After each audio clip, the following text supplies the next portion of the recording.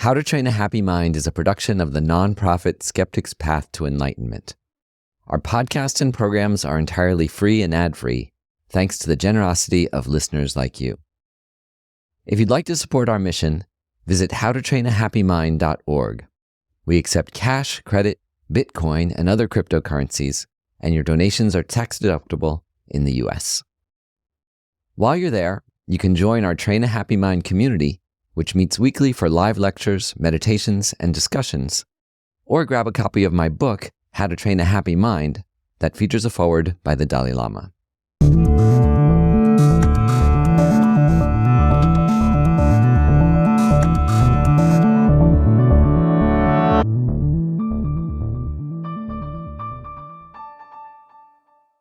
I'm Scott Snibbe, and this is How to Train a Happy Mind, the podcast where we explore how timeless Buddhist ideas can help everyday people live happier lives, deepen their relationships, and build a better world. This year, most of our episodes are centered around what Buddhism calls the 6 perfections. These 6 practices are centuries-old altruistic ways of thinking, speaking, and acting in the world that evolve our minds and the minds of the people we touch toward happiness, better relationships, and a better world.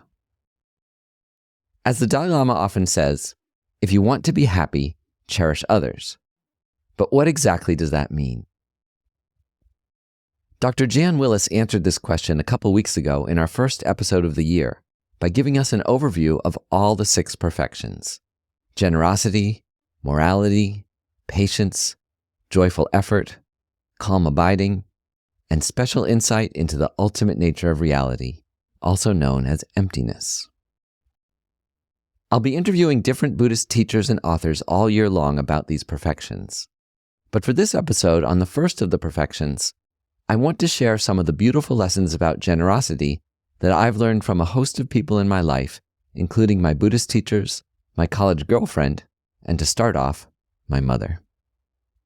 And I want to focus on just one form of generosity, the generosity we choose to share or not to share with homeless people. My first real experiences with homeless people came as a teenager. My mother had started a costume jewelry business in Boston that operated out of a street cart she parked just outside the Filene's Basement department store, where Boston's downtown crossing T station led out from underground. All summer, as a 15-year-old boy in the 1980s, I'd take a bus into Boston myself, haul the heavy wood-wheeled cart out of its warehouse, and stand outside all day through hot sun and pouring rain, selling costume jewelry to office workers, punk rockers, tourists, and panicked men hunting for a last-minute birthday gift for their wives. The first time a homeless person approached the cart, my mother was in the process of training me for this job. I was about to shoo the person away when my mother broke out in a huge smile and gave the scraggly, bearded guy a big hug. Then she introduced us. The guy and I shook hands, and for the first time, I saw a homeless person as a person instead of an unpleasant obstacle on the sidewalk. This continued as others of my mother's friends who lived on the street came by to say hi, and soon we had a crowd of homeless men and women around us, smiling, making jokes, and posing for pictures with my mom's little camera. I tried to copy my mother's kindness and ease with homeless people, and in the long breaks between lunches, coffee breaks, and workers' commute home, I started learning their stories, which tended to share a few similarities. When I asked a surprisingly well-dressed homeless gentleman how he came to live on the city streets, he started off by saying, "Well, I used to be a Harvard professor," which kind of floored me. Then he went on to explain how his wife had left him, then how he had fallen into depression, then couldn't manage to do his job or even show up for it, and eventually how he got fired from the university, burned through his savings, lost his apartment, and ended up on the street. "What about your family, friends?" I asked him, scrolling in my mind through the names of people I'd call if I fell upon hard times. But he told me that he had no family or friends to turn to. The more homeless people I met, the more I heard the same pattern. There were people that hit a bad patch in life, some facing problems no worse than you or I have faced, but they didn't have a network of friends and family to fall back on. Whether they were estranged from family, runaways, orphans, or immigrants far from home, for one reason or another, they lacked the network of support that I and many of you take for granted. Many of the homeless I met also suffered from addictions and mental illnesses. The most striking case of this was a tall, handsome blonde guy in his 20s, who I knew from the first day he started living on the street, right up until the day he died. The first day I saw this man, he was getting ejected by security from Filene's. He landed on his side right by my cart, and I helped him up.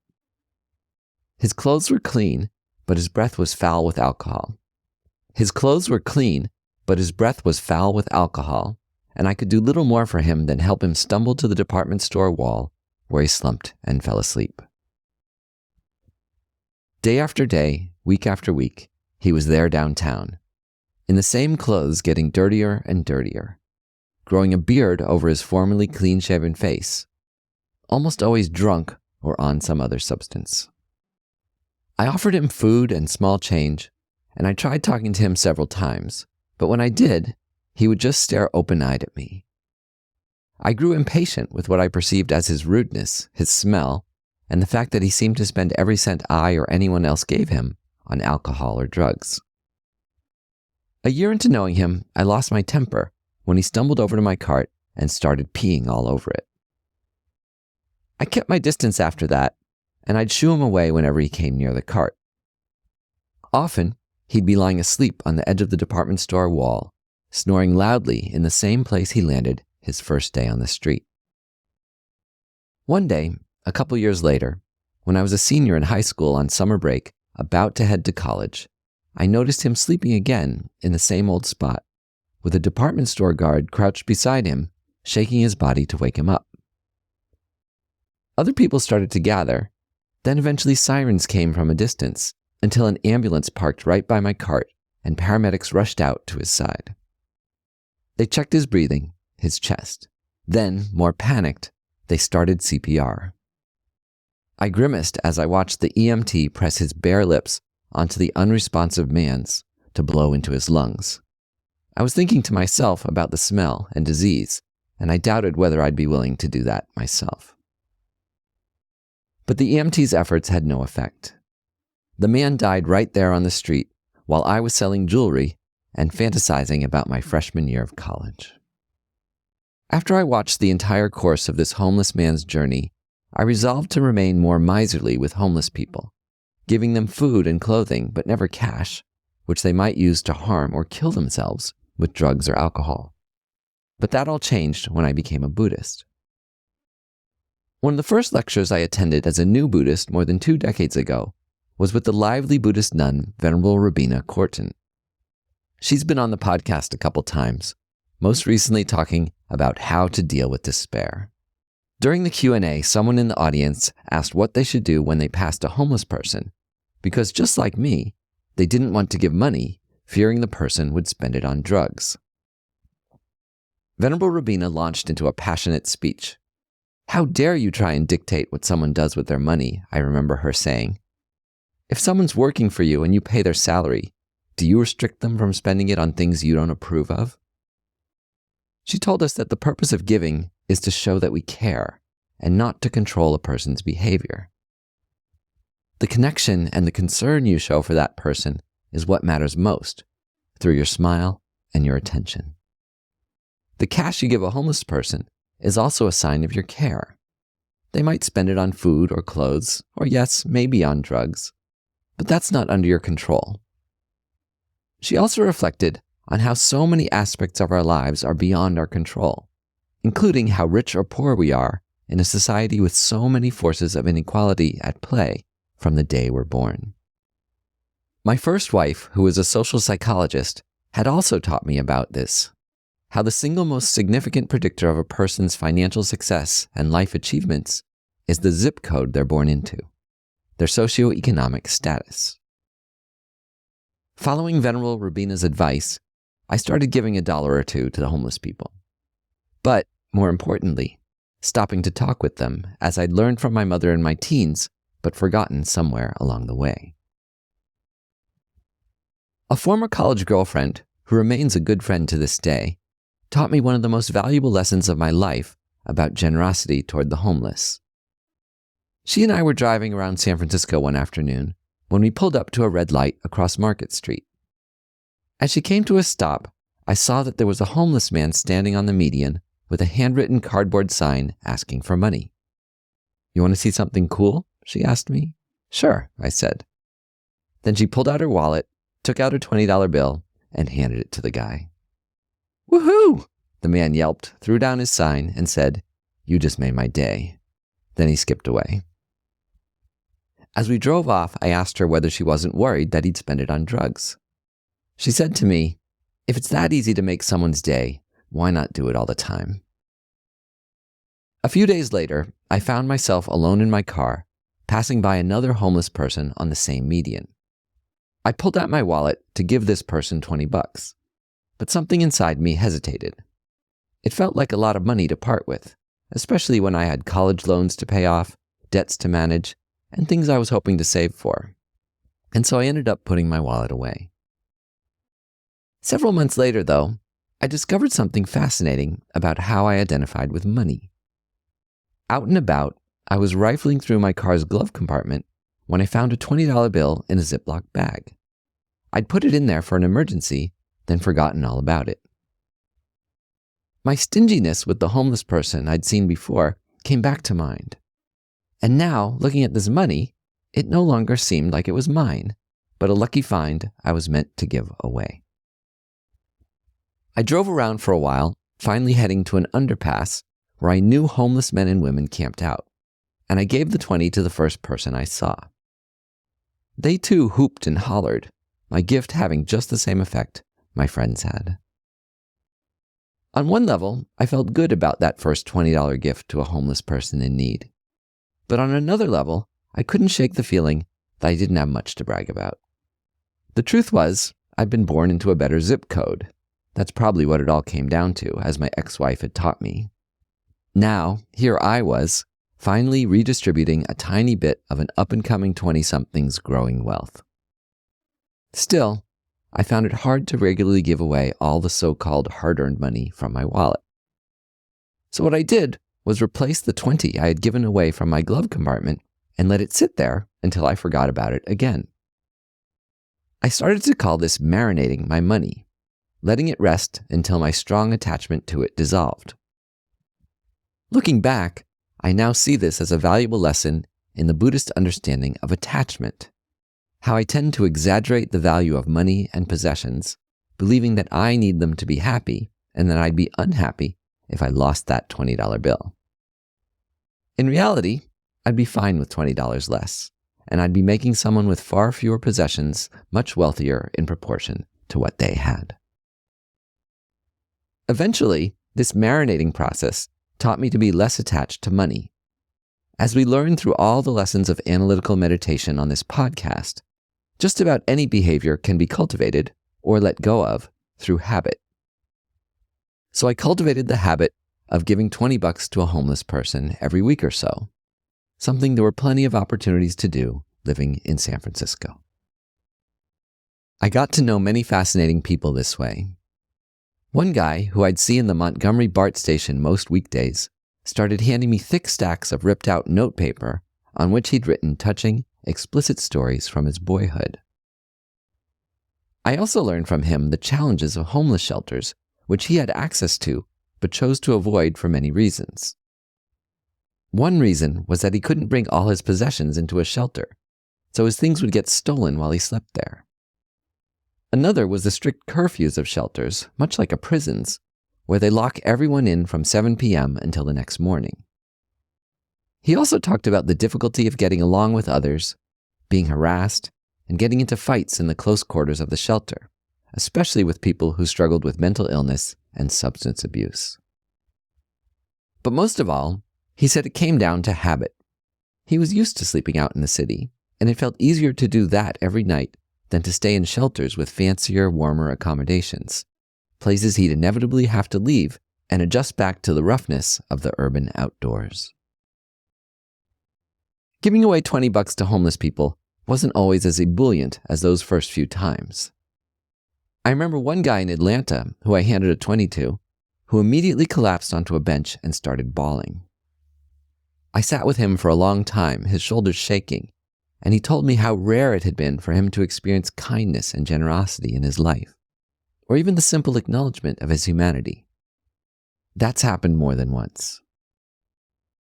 Another experience that's happened more than once occurred one day when I ran into a homeless man on my way from seeing a James Bond movie by myself in downtown San Francisco.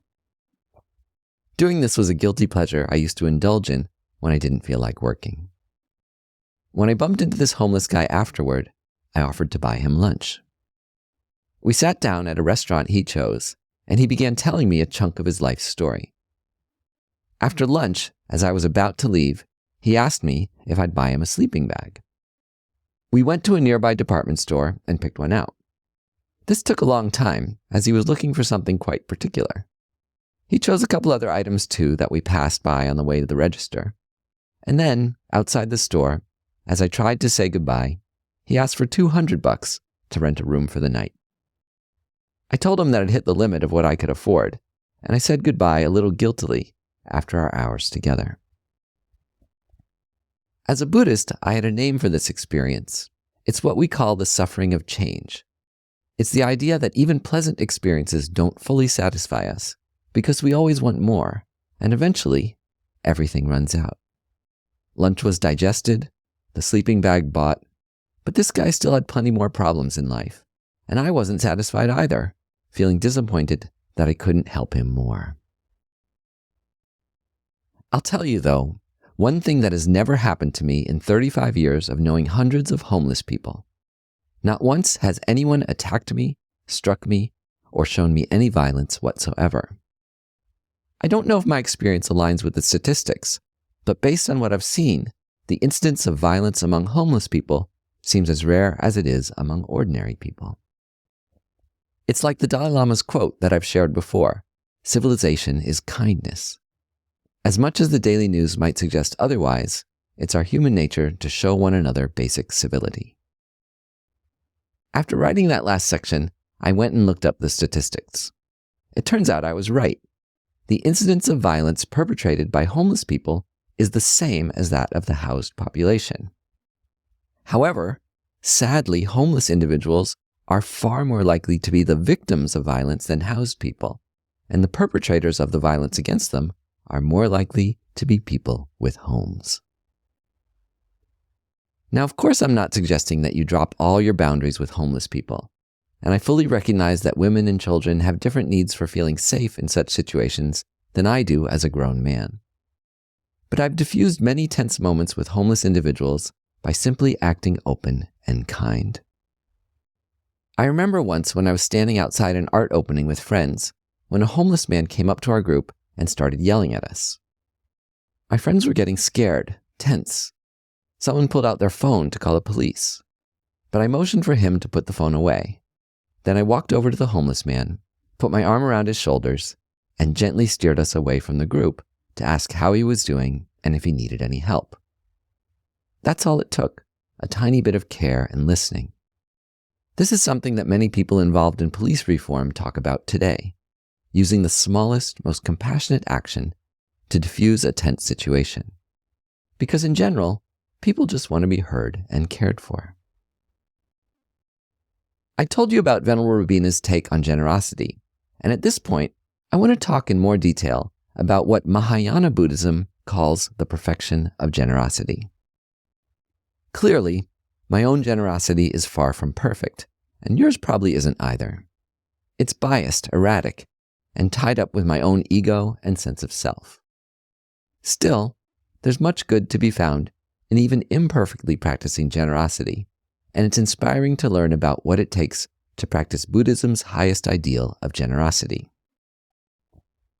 In the framework of the 6 perfections, the perfection of generosity is the first. It's said to depend not on the action of giving or the size of the gift, but most of all on the state of mind in which you give. So what kind of mind makes for perfect generosity? A mind motivated by what we call bodhicitta, the altruistic wish to benefit everyone, regardless of our relation to them, or even whether they behave rudely or with kindness. Clearly, it's impossible to eliminate the poverty of all beings. So does that mean perfect generosity is impossible? In Buddhism, the answer is no. No one is omnipotent, and the universe's resources are finite, so it's physically impossible to give everyone what they need.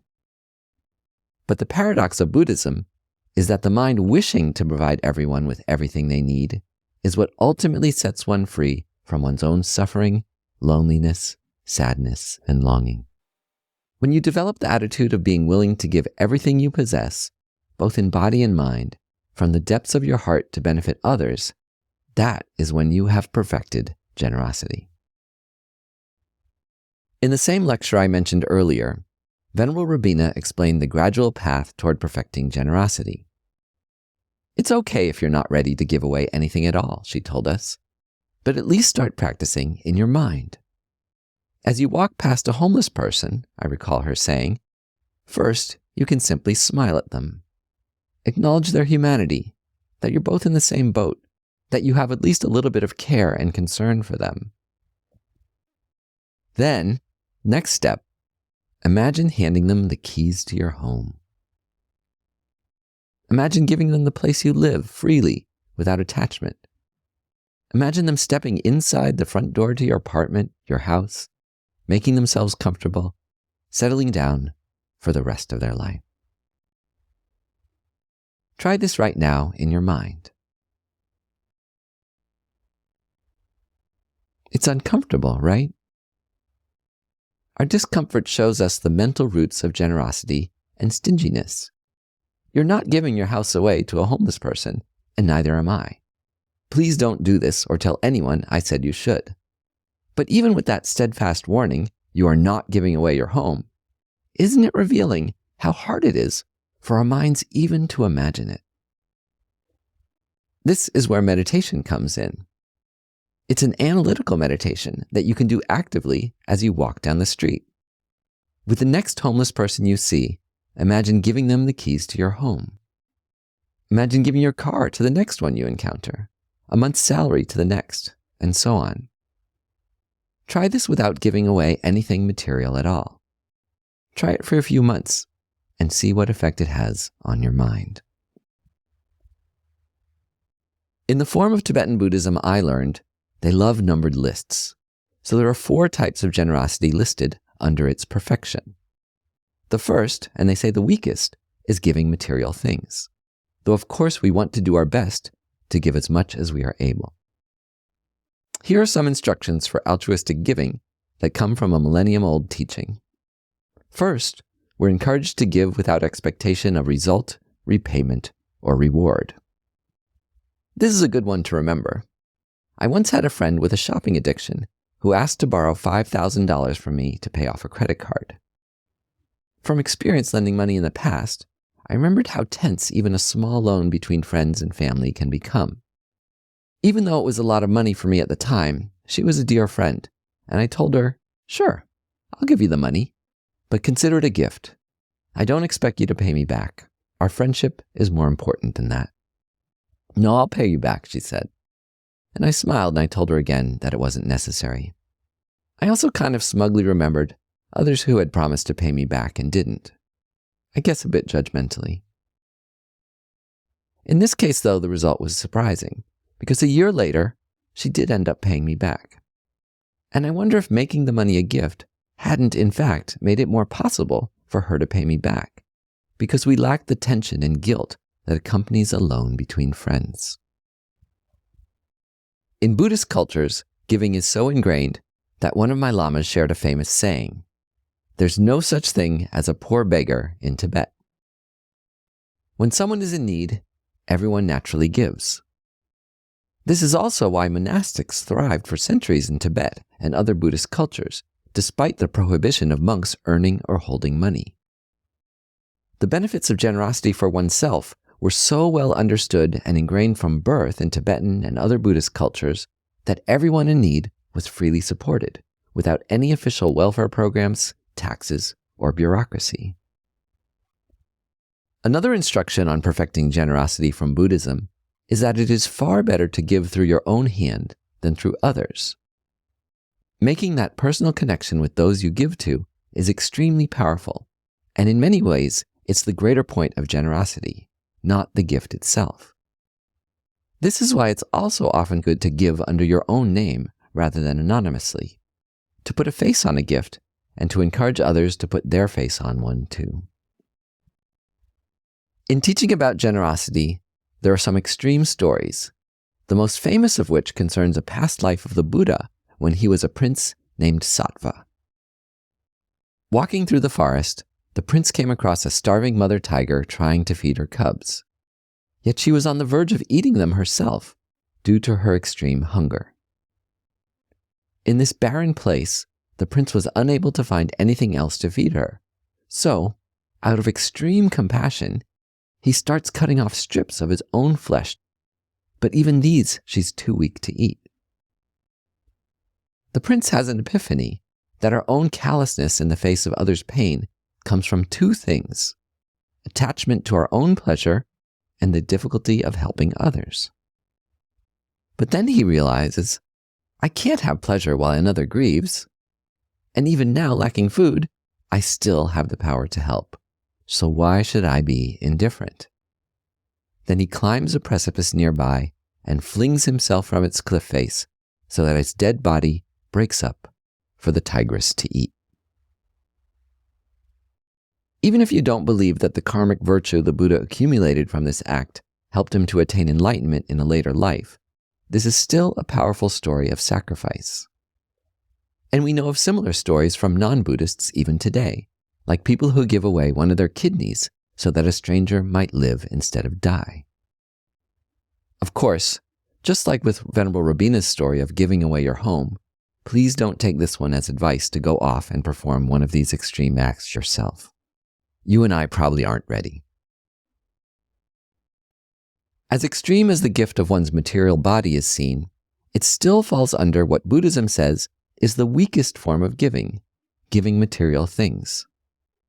The second form of giving in the perfection of generosity is called giving protection, or sometimes giving fearlessness.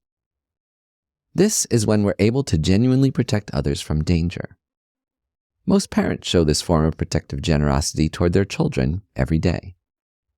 This form of giving also includes helping others overcome their fear and anxiety through our friendship and our care, and through various practices and therapies like somatics, yoga, massage, acupuncture, and medical and psychological care.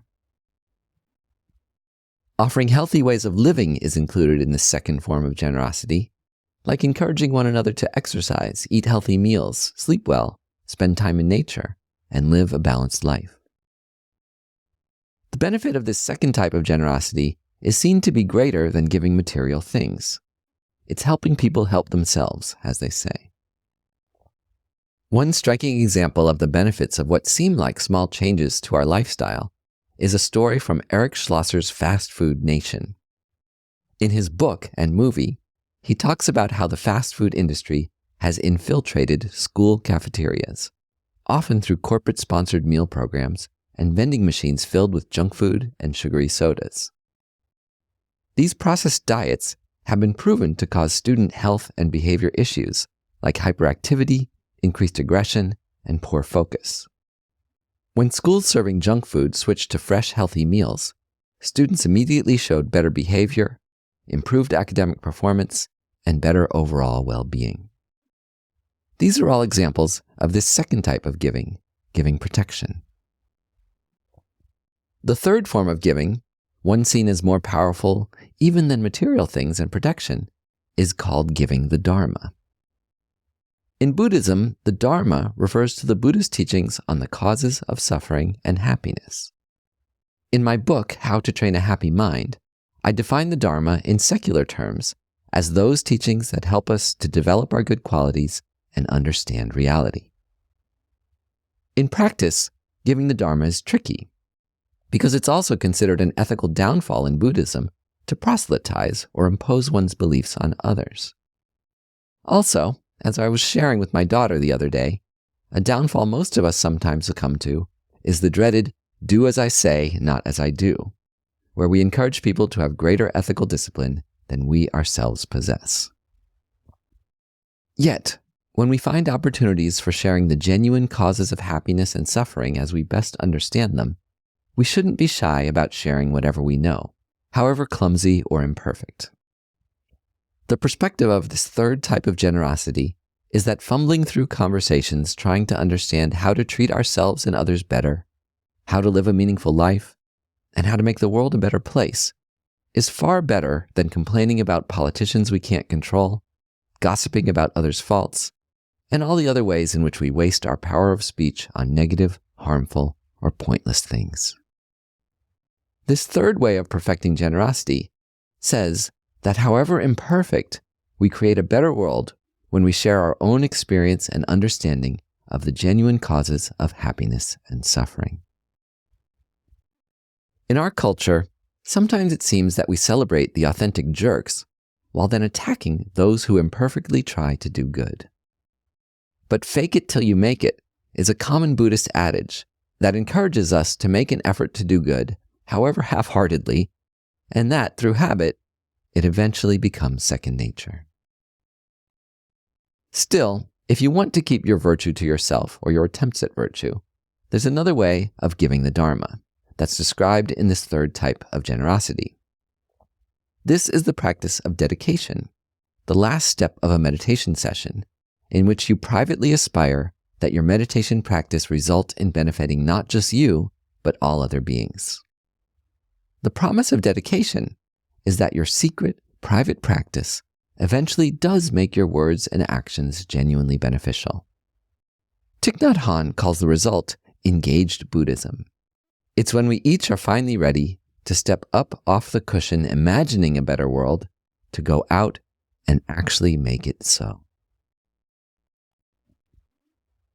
In many Buddhist schools, only those three items are listed under the perfection of generosity: giving material, protection, and dharma. But in some schools, there's also a fourth: giving love. The Dalai Lama himself has said that sometimes a smile can be the greatest gift, one that may be more powerful than even money, protection, or meditation. It certainly doesn't sound easy, but the aspiration with this fourth type of giving is to continually view all other beings with love and affection.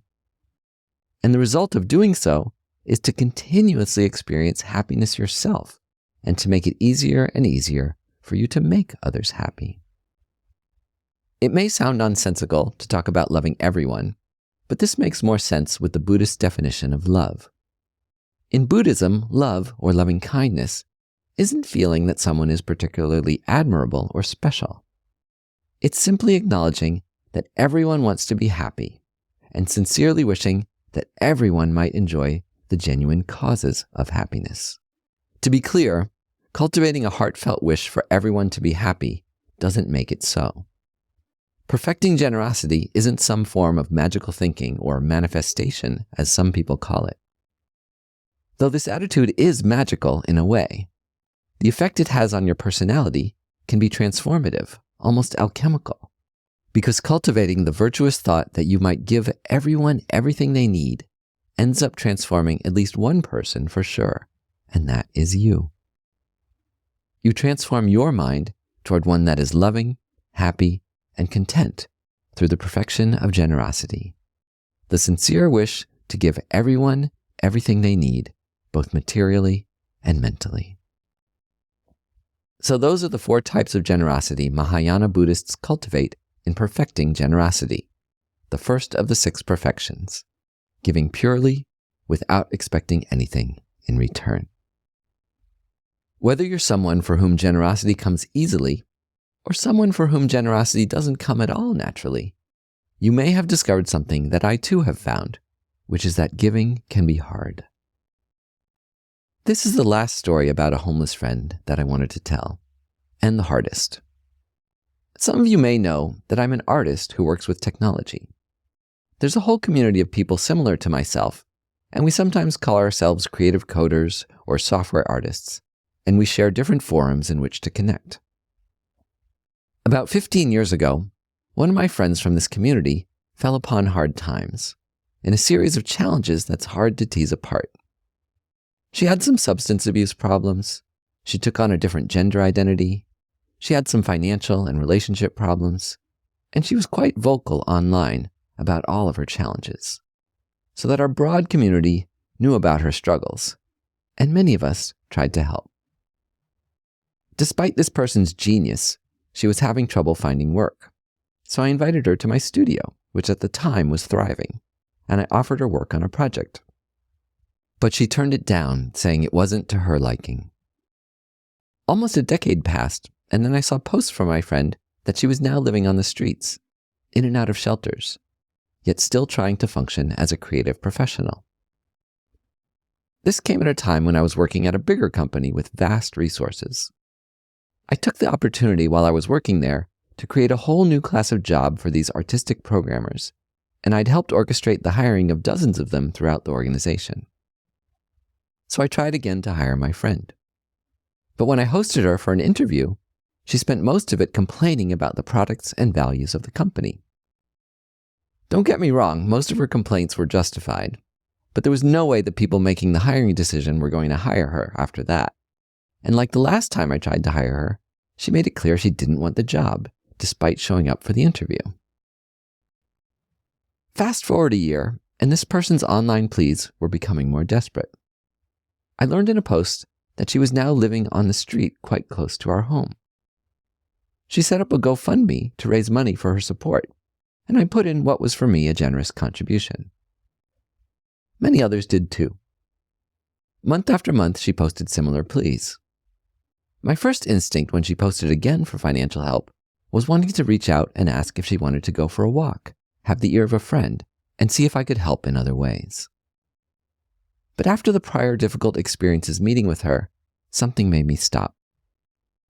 I think I was afraid she might ask for too much, or that my attempts at generosity would simply fail again. I feared that she would be as difficult to deal with as she had been in our last conversations over the prior decade, so I failed to reach out. I did make another donation to her cause, but for the first time I made my donation anonymous, because I also feared she might reach out directly to me as one of her dwindling supporters. Her pleas online quieted, and I hoped that maybe she'd found some work or place to live. But 6 months later, I opened my email one morning to find a long letter from one of her close friends giving notice that she'd died. Her death occurred during the early months of COVID, so we had one of those Zoom funerals some of you may have lived through. Imperfect gatherings where everyone does their best to honor their friend. But I missed the hugs and side conversations you'd normally have at such an event, and I'm sure others did too. I like to brag sometimes that I have few regrets in life, but the memory of failing to reach out to my friend when I knew she was just a short walk from my house still pains me. Among many other lessons, it shows me that I certainly haven't yet perfected generosity, which is giving without expecting anything in return. It's humbling to look into my mind at that time, one that didn't want to be rejected once more for my valiant generosity. Her death helped me realize that if I'm honest with myself, I do want payback from those to whom I'm generous. Maybe not money or a return favor, but at least gratitude. With decades of Buddhist practice, a lot of things that used to anger me in life no longer do. But one that still irks me is when I've done something kind for someone, and in return they act ungrateful, rude, or even spiteful. In Buddhism, they say this is the hardest and the very last attachment to get rid of. The attachment to what I like to call being a good guy. I like people to thank me when I've been generous. And when my wife or a student or colleague or friend fails to thank me for my kindness, I can start to feel grumpy and resentful inside. This attachment to reputation becomes the root of defensiveness and can lead me, and maybe you too, to lash out, get mopey, or withdraw. It's a subtle form of miserliness where you're only willing to give so long as you get some praise back in return.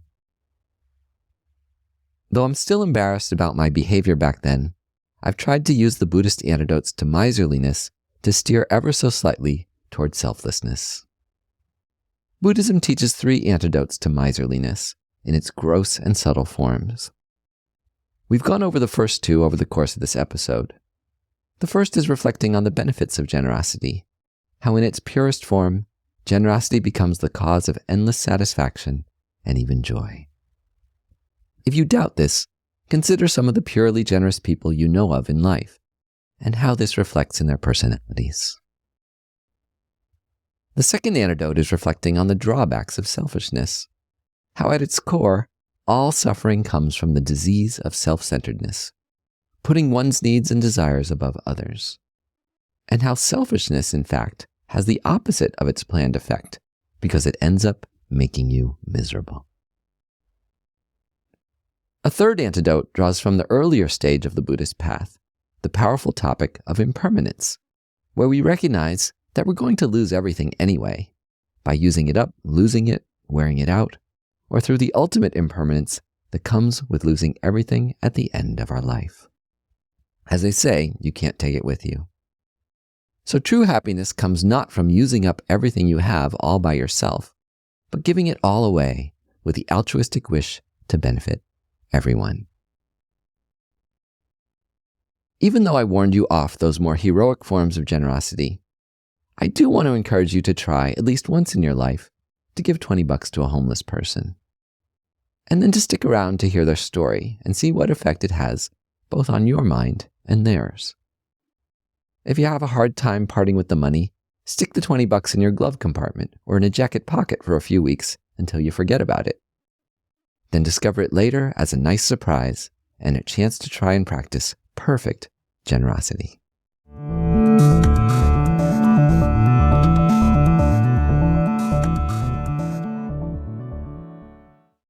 Thanks for joining me for this conversation about the first of the 6 perfections, generosity. Next week, I'll offer a meditation on generosity to pair with this episode.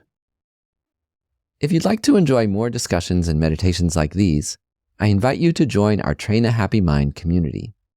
There, we have a weekly live guided meditation and discussion with both myself and well-respected guest teachers. We also have online discussion forums, access to a growing library of every week's guided meditation, and a new course with brand new expanded recordings of all the meditations from the How to Train a Happy Mind sequence that we recorded in a retreat last year. You can join the community for free or by donation at trainahappymind.org. Thanks to Isabella Acebal, my trusty partner in marketing and communications, for getting this episode out to you through our website at howtotrainahappymind.org and on Instagram, YouTube, and LinkedIn, where you can find us under the name Train a Happy Mind. We wish you a wonderful day.